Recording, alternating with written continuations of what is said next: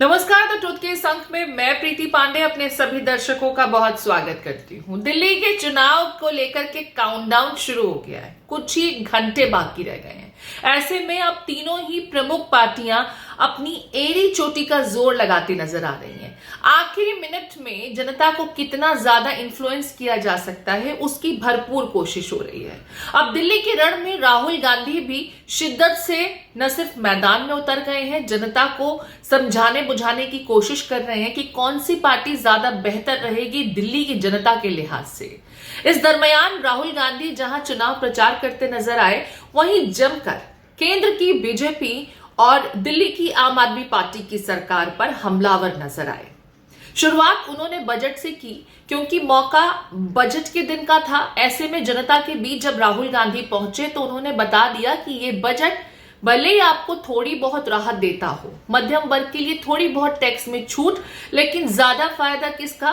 देश के 25 खास लोगों का। जरा सुन लेते हैं राहुल गांधी का इशारा किस ओर है। आज बजट पास हुआ, पेश हुआ, उसमें आप देखिए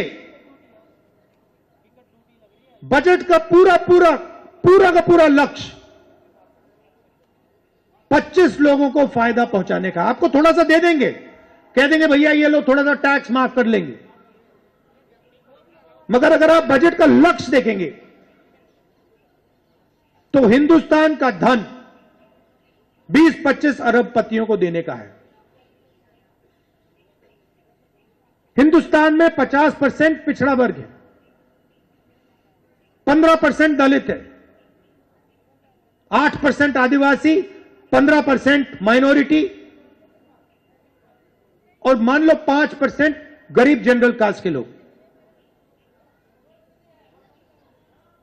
प्राइवेट अस्पतालों के मालिक देखो, प्राइवेट कॉलेजेस यूनिवर्सिटीज के मालिक देखो, बड़ी बड़ी कंपनियों के मालिक देखो, बड़े बड़े जजेस की लिस्ट निकालो और मुझे दिखा दो पिछड़े वर्ग के कौन है, दलित कौन है, आदिवासी माइनॉरिटीज के कौन है, गरीब जनरल कास्ट के कितने हैं।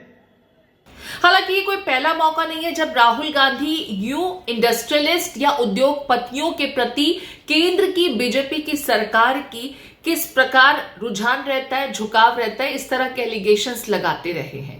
पहले भी वो कहते रहे हैं, तब नाम अडानी अंबानी का ज्यादा आता था। इस बार उन्होंने इस लिस्ट को थोड़ा बड़ा कर दिया और ये कहा कि 25 खास लोगों को फायदा पहुंचाने वाला ये बजट है।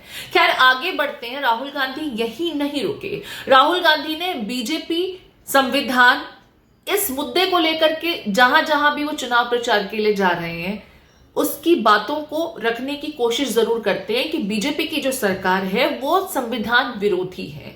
अब मोहन भागवत तक का उन्होंने जिक्र किया और ये कहा कि मोहन भागवत तो ये कहते हैं कि 1947 में देश आजाद नहीं हुआ था। देश आजाद साल 2014 में हुआ, जब प्रधानमंत्री की कुर्सी पर काबिज हुए नरेंद्र मोदी। आप सुन लीजिए।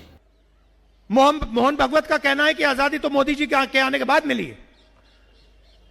यह सीधा संविधान पर आक्रमण है। अगर 1947 में आजादी नहीं मिली तो फिर इस किताब का क्या मतलब है?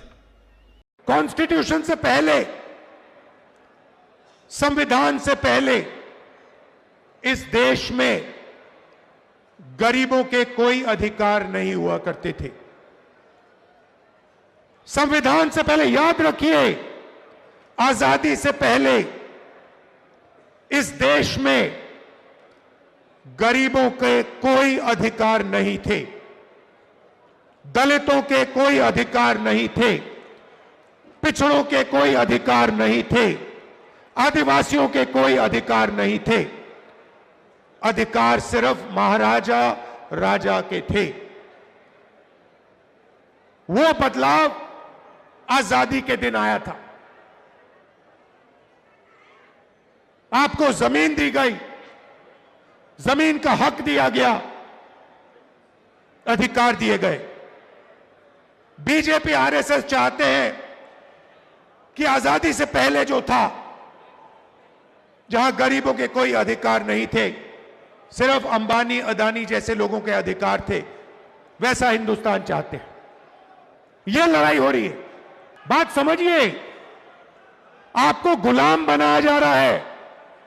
दलितों को, पिछड़ों को, आदिवासियों को, गरीब जनरल कास्ट के लोगों को एक बार फिर गुलाम बनाया जा रहा है। हालांकि कोई पहला मौका नहीं है जब राहुल गांधी संविधान की दुहाई देते नजर आए। पहले भी कई प्लेटफॉर्म्स पर राहुल गांधी हमेशा संविधान बचाने की बातें करते नजर आए हैं और इन दिनों उनकी राजनीति के इर्द गिर्द संविधान आप अक्सर देखने सुनने को न सिर्फ मिलेगा बल्कि वो इसी के आधार पर जनता के बीच जाते हैं और अपनी बातें रखते हैं। खैर, हम इससे भी आगे बढ़ते हैं। राहुल गांधी सिर्फ बीजेपी पर हमलावर नहीं रहे, क्योंकि दिल्ली की लड़ाई तो आम आदमी पार्टी के साथ ज्यादा महत्वपूर्ण है। हालांकि केंद्र में जब चुनाव लड़ रहे थे तो इसी आम आदमी पार्टी के साथ में कांग्रेस पार्टी ने गलबैयां की थी, लेकिन अब अरविंद केजरीवाल को देखिए किस तरीके से वो कटाक्ष कर रहे हैं। वो कह रहे हैं दो विचारधाराओं की लड़ाई थी, दो सोच की लड़ाई थी जो कांग्रेस और बीजेपी के बीच थी, लेकिन अचानक खंबे पर चढ़ गए केजरीवाल। केजरीवाल जी आ गए, विचारधारा की लड़ाई चल रही है कांग्रेस बीजेपी के बीच में केजरीवाल जी आए, खंबे पे चढ़ गए।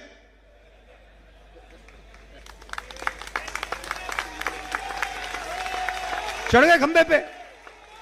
अच्छा, वो अब दूसरी बात है कि भैया 5 साल पहले खंबे पे चढ़े थे, अब धड़ाक से ऊपर से नीचे गिर गए, वो अलग बात है।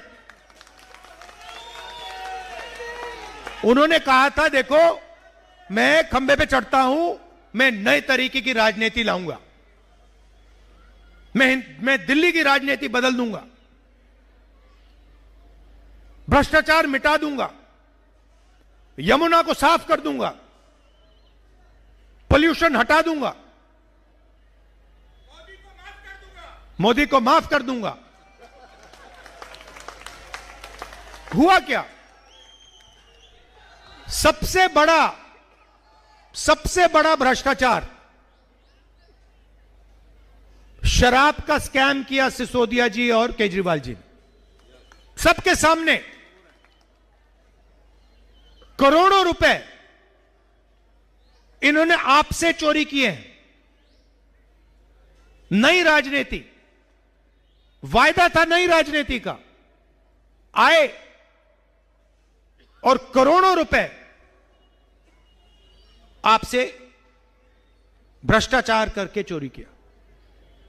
तो राहुल गांधी को आपने सुना, अरविंद केजरीवाल को लेकर के भी वो खामोश नहीं रहे, और क्योंकि दिल्ली के रण में वो आम आदमी पार्टी के विरुद्ध ज्यादा हमलावर नजर आते हैं, आम आदमी पार्टी पर ज्यादा सवाल खड़े करते नजर आते हैं, ऐसे में अरविंद केजरीवाल को वो कैसे बख्शते।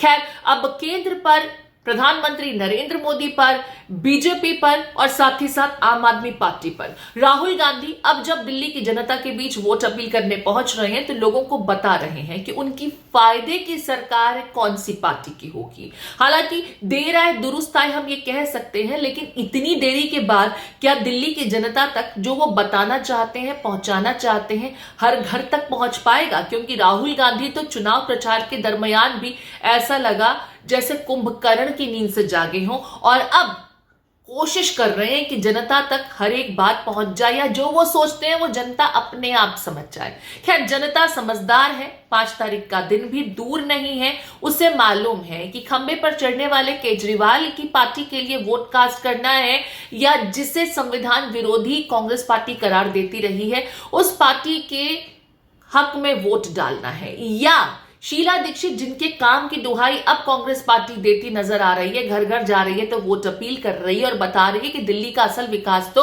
शीला जी के राज में हुआ था जो कांग्रेस पार्टी से थी, ऐसे में कांग्रेस पार्टी के खाते में वोट पड़ेगा। दिल्ली की सरकार किसकी होगी ये देखने के लिए फिलहाल 8 तारीख का इंतजार करना होगा, लेकिन दिल्ली के रण में दिल्ली की जनता वोट किसे कास्ट करेगी और किसकी बातों का असर उसके जहन पर ज्यादा पड़ता है, इसके लिए 5 तारीख का इंतजार अभी करना होगा।